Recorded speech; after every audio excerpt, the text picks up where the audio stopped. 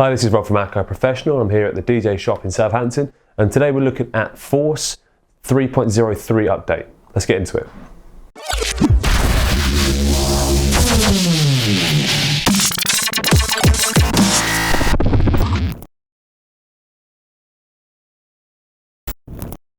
Hi, this is Rob from Akai Professional, and today we are looking at the brand new update for Force, Firmware 3.03. This update brings a huge selection of new features, including step and grid automation and ALS export, as well as a lot more workflow enhancements.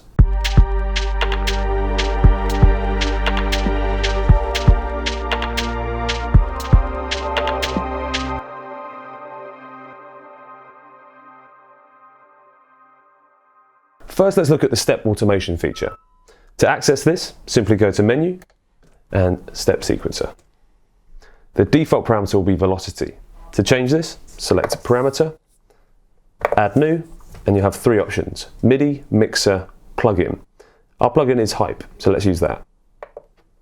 Here you can choose any parameter to automate. I'm going to choose Cutoff.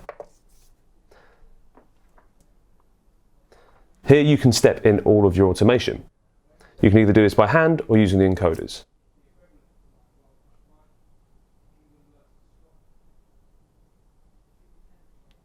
And then I'm just going to go like that.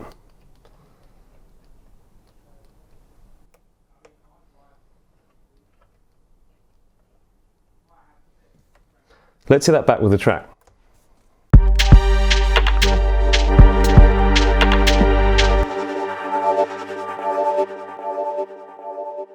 If I want to delete those automation points, I can hold Shift and clear the entire automation or clear the bar. You can also use preset automation. So you can see on the right hand side, simply step in your automation and select the waveform.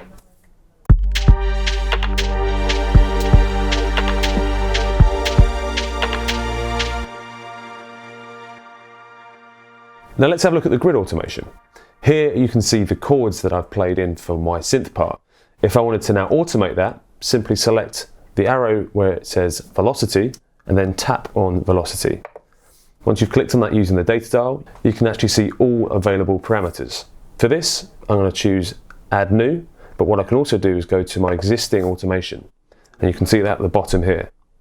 Now I can use the tools inside of my event editor to change this. So I can grab the pencil tool and draw in my own lines, or I can use the eraser to remove.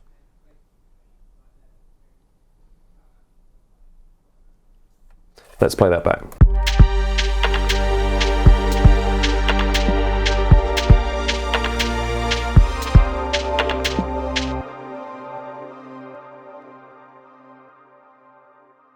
Automation can be programmed in the step sequencer or grid modes for plugins, inserts, and mixer channels. To do this with an insert, simply go to your mixer and then Inserts and add an insert. Here you can see that we've updated our plugin screen, which makes it easier to select plugins from the list with subcategories. So let's select this reverb. As you can see here, I've added an air reverb. So if I jump back to my step sequencer, select Parameter, Add New, you can see I now have an insert of air reverb. Simply select it and choose from the list of parameters. Let's go for Mix. Now I'm going to step them in using my encoders, or in fact use my presets. Let's play that back.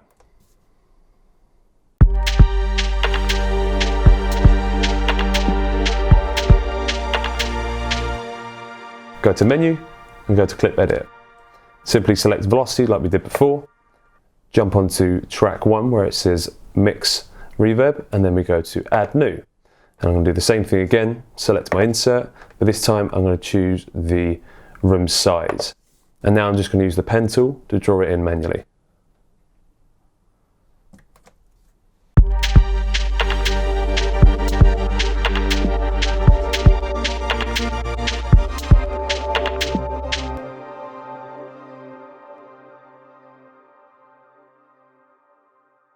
A huge feature which has been added to the latest firmware update is the ability to export Ableton Live set projects and clips.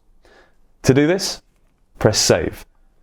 On the screen you can now see there is an additional 4 icons. Save clip as audio, save clip as MIDI, all clips, and Ableton Live set. If you select Ableton Live set, this will bring up the Ableton Live set export menu. And here you can choose to have the MIDI exported as audio or as standard MIDI. You can also choose to include track volume and pan settings and bypass the track effects. You can also choose the bit depth and the sample rate. When you're happy with this, simply hit export, choose the designated save location,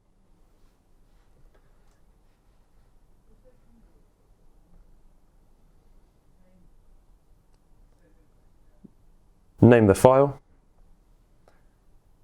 and hit save. And this will then export all of the files into an Ableton Live set and ready to be opened inside of Ableton Live. If you're not an Ableton Live user, you can also use this feature to export them as basic clips. Press save again, and then you go to all clips. And this will do the same thing, but put it into a folder where you can use the exported files straight into your favorite DAW. To do this, as we did before, choose audio for MIDI or MIDI as normal. Choose the base file name, and then choose whether or not to use the include track volume and pan settings, bypass the track effects, and then choose your bit depth and sample rate like we did before, and then simply press export and export it to your SSD, SD card or external hard drive. In the latest firmware there's been some updates to the workflow on the Matrix screen. If I simply hold on a clip, I now get a separate menu, and this allows me to copy, delete, edit clip, edit event, and edit the settings, making it much quicker to arrange things within the Matrix view. We've also added the ability to take a single drum sound and convert it into a key group. To do this, simply find the sound you're wanting to convert. Let's go into my drum kit. And let's go for that audio sample. All you do is hit Shift, Edit, and then select the pad. And you can see over here, it's generated a brand new key group. So I go to my notes mode again, and by holding notes, I can actually see one of the other features included, which is the quick note mode selection. So by holding note, I can then choose through all of my note modes. To convert a sound into a key group, hold Shift, Edit, and select the pad. Now Force has generated a brand new key group using that sound. So let's hear that in context with the track.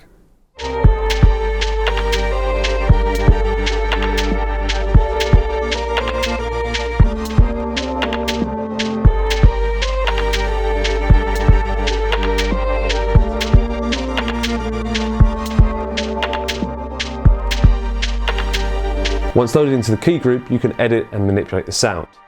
Simply go to Menu and go to Track Edit, and you can see all the settings you get with a normal key group, but with the sample from the drum group.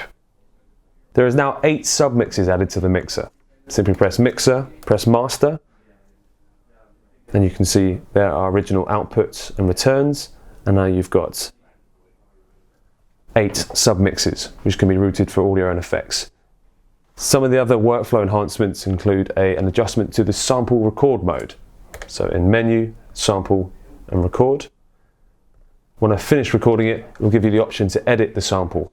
To access the undo history, press Menu, go to the clock icon, and you can see all of your undo history, allowing you to go through and select exactly what you would like to redo. We've also updated the Matrix mode workflow.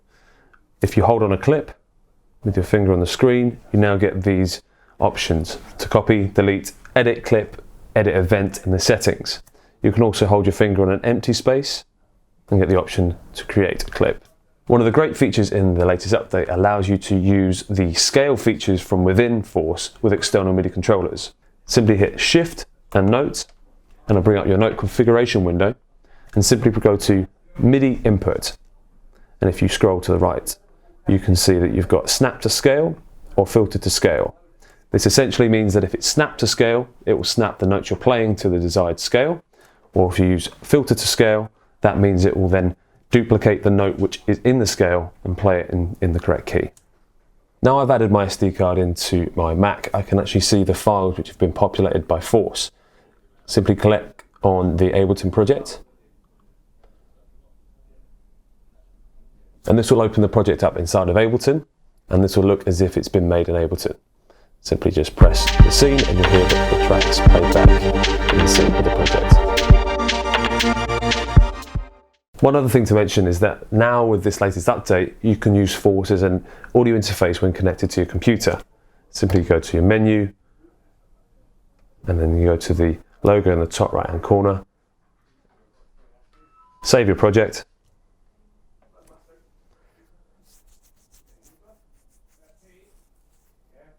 and now it's in computer mode, and you can use it as an audio interface with your Mac or PC.